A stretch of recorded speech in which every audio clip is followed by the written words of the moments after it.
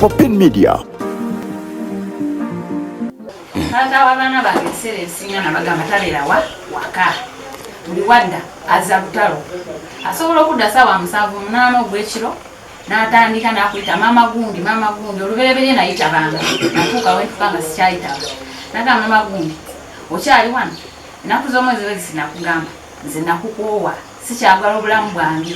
oba olemedde wano ngenda kusala ngende nkole ki obusibe ate nze n'abaana bo sinze mbazaala ebyo ebyanga si byange oba ogenda nabyo oba obireka bife ate kafa kamu ku kamu kuziika nze nakukoowa obulamu bwange bwonna awo n'osirikale oba tokoze eki tomuzeemu ye n'agenda mu maaso olunaku n'oluyitako ate era n'addamu yembeera y'emu naye nga zisiina kyemukoze era nalaba kisuse ensonga ezo nezigenda kwa chairman nekubira enduulu erutumeka 2 era nalaba kisuse si lwe lusoose ebirala nali mbigumidde naye ekyokusala kyansuula wala. Mu rekodi zammwe yatandika ddi okusera alokadde ku 7 bwe bulamu obufumbo bwange bwepangadde bulaba yembeera eyo nali nagigumira ey'okudda amatumbi obudde n'ayomba oba okubabulako akaseera naye nga simanyi wawa abajabeera mu kifo kyaza omukwano ate yaza mbeera eyo okukuba okuvuma kunvuma mu baana kumpemula baana nempulira nga nswala kunkuba era abaana bebantaasa era n'olwajuzi ndyoke nzije eno nga ndaba kisuse kuba mu baseza abatutuuziza bakuuyi kati okugeza aŋŋamba ebyo abaana agaganda sinze nga zaala era sinze taata waabo konze yiyo kakasa abaana si baabo batwale mu masayi naloka kugamba abaana obo abange nze gwe baayita nempulira nga nswala omwana agamba abaana boze baayita mu magulu nowulya nga osanga byeru byamuveyakoza nokugamba batwale mu fida mu gundi mu musaayi yawule ababo n'abatali baki wababulako era yembeera yemujaza yeyo kunvuma nakukoowa oba olemedde wano ntundawo ngende ntandika obulamu okunoonyeza kukulaga abeerawo ekiro ono wenyinza okumusanga okuba sisobola ntalo alina bimaama bye bayita bannakyombekedde ebiseera ebisinga gyabeera eyo gyafukutuka nakuleetako embeera naye nga mu mazima nze gwe mulaba nziguddewo oluggi emyaka n'emyaka nempulira nga nkooyi kati ono omwana weyavaamu nga naye ono omulenzi nalaba kati avuddemu nga naye asobola myaka 18 negamba edi kati taatawo akomawo gwe otandika okola ki okuggulawo naye nga bwadde ekitanda alinnya oba alinnya kuba ekyo si kyekintabula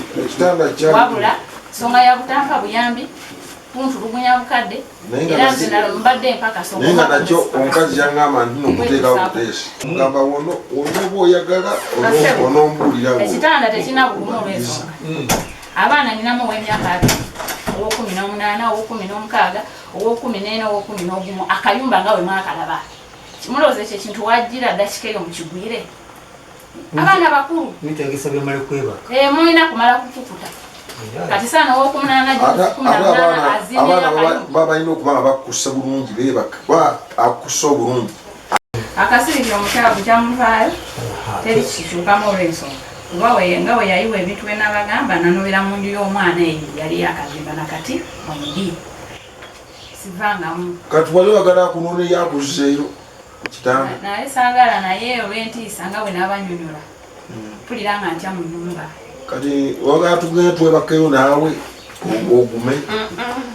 ono omukyalo ekizibu ekiri wano kubanga ye agamba ntya nakugamba omukyalo bw'aba ntya ku myaka 20 nga ntya nfune wensula nga ndabirira ki bwe noŋŋamba bisira bulime togenda kusobola kulabirira baana ng'ono omukyala ki nga ndi bali nimugamba etusoke kubanga kye nali nkusabye so nakyo bwe kiba tekisoboka omukyala bw'aba asobola okudda mu makaaga okutuula agenda atuule mu makaaga atuule kubanga ye yatya era kugambi wano nti antya kati mukolere ki ngende mu nyumba muwalule ejjaŋŋambe gyabeere omukyala ono okuva ku olwo nyinza okuba kyemani Mr. Colin nkugamba nze okumulabako natuuka nejuza okutambula saawa 6 saawa 7 kubanga nali simanyi nti omukyalo ono kwali ku kyalo bwe mbuuza abaana maama aliwa okujjako ennaku ziringa 3 abaana okubabuuza nti musulawa kubanga nabo bamala ne batandika okugenda eri maama waabwe kitegeeza ng'eno mu nju tebakola ki bwe nzirayo baba bamaze okuggalawo ebisumuluzo babitadde somewhere kati n'okujja ebisumuluzo neŋŋamba ekisooke tewali bizibu omukyalo nali mwe tali ku kyalo naye nga bwekuba ngamba kwaliko nze kwali nti tewali buzibu kati waliyo omukolo muganda wange agenda kuwasa nangamba nesaawa 7 zino kangendeyo kubanga yali antegeezezaako era saasulayo kubanga namanya nti ono bwe ŋŋendayo agenda kubulwa emirembe era olwatuuka nemugamba nzize naye embeera eriwo esimbika nzireyo nendawo neŋŋamba ono omukyala buli kyali ku kyalo nga kwali omukyalo ono taddangamu era siddangamu kumula maaso gange nti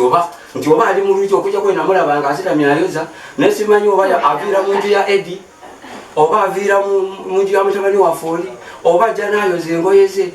kyesimanyi misirakwene kafeero mwe mugenda okujja musiba omukazi ono oba nze ngende mu nju ya mutabani wange muwaluleyo ntidda mu nyumba kyebamugamba nti tereza amaka kyaliki kubanga atoze n'agamba nti yasooka nayogera nti tayambiddwa naye ng'ate yagendako bakiyama nabo bogenda enfunda ezi kiyamani nemusaba nti kangende nzijeyo akagaali kange kali n'engoye muviiri ananga nedda ate tekisoboka n'amubuuza agenda akajjeyo ono yagaana okwanukula ng'obuzibu buva ku ki era kulwana era nga tutabuse naye nanti kulwana kuvaawa nja kusima mulandiro kunjogera okutyobola esagala kunjoga ekyokubiri Mr. Colin kyeneetabiddwa kintu eki byenjagala biveewo kyobola lwe nakusaba nti weri ekyetaagisa okuva mu maka gano genda gavaamu omukyalo ono buli lwogira nti poloti yagamba njagala kumugoba poloti siye poloti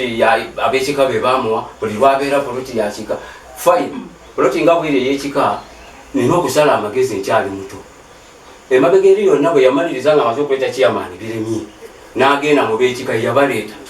era nga tutabuse namugamba is fine n'ab'ekika bwe kyobayimbu yaleeta ndowooza ataaliwo ono oba n'oli mukono ono mukulu naye ono mulamaleka teyaliwo naye ono ozijjukira yaliwo bwe twatuula oba ono yataaliwo n'oli oba ono yaliwo gye bukoma buli wemu mulemu okutegeeraganira mu kisenge ebintu ne bivaa ne bidda mu ddiiro abaana ne batandika okuwulira amagambo g'okubawo amagambo amanene ng'ogwogera ku nnyabwe that is very huming and degradation of rights of persons ekintu ekyo tubale tugenda kukikkiriza era nga nze avunaanyizibwa nja kuggalira kola bukozi wano ekiwandiiko n'ogenda ntambula ati bulimu oli kuli ku bigere bagamba submit to your husband by all or not oba oyagala watukola ki toyagala balo muwe ekitiibwa ennaku zo zijja kuba mpanvu nnyo tutambule tugende maaso ne Bayibuli ekyogera ne Bayibuli bwetyo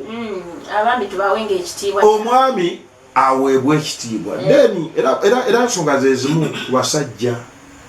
batugamba kwata bakazi baffe n'amagezi